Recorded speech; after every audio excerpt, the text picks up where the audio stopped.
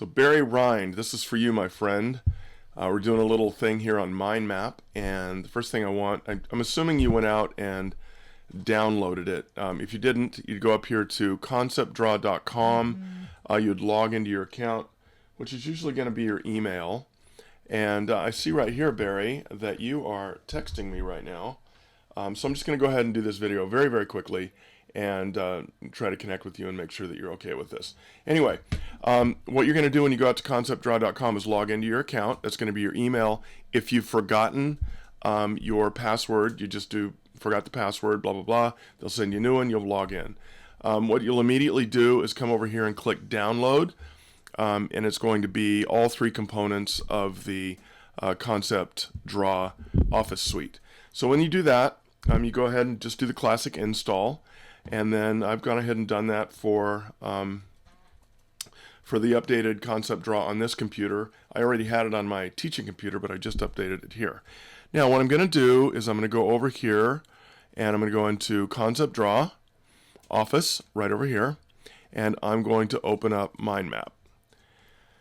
So we'll just create a simple little mind map, and then I'll show you how to take it into Word, how to take it into PowerPoint, and then also take it over to Project. So go ahead and change the theme here to the theme I like. So that's on the Format tab, and then you can come over here and pick the map theme that you like. That is a little bit new with the newer version. Let's go ahead and just say Medford, and then Mind Map. And then I'll go ahead and center that right there. And then we'll just put some stuff out here just so we have some stuff. We'll talk about home. We'll talk about the area. We'll talk about work. And then in home, let's say we talked about maybe near the golf course. Of course, you could hear Mary's chair in the background there, which is awesome. And you could probably see Mary in the background.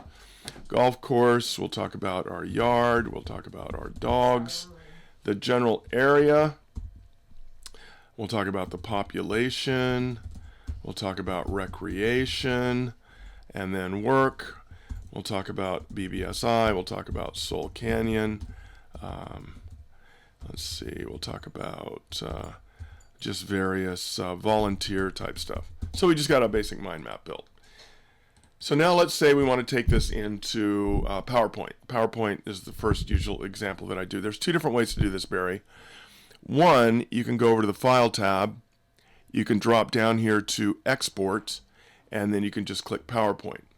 And then this is, I'm sure you're used to. You've done this a million times. Just pick the theme you want, click OK, and decide where you want to put the file, and click Save. Opens up PowerPoint. And here's your PowerPoint presentation. So I'm sure you've done this a million times.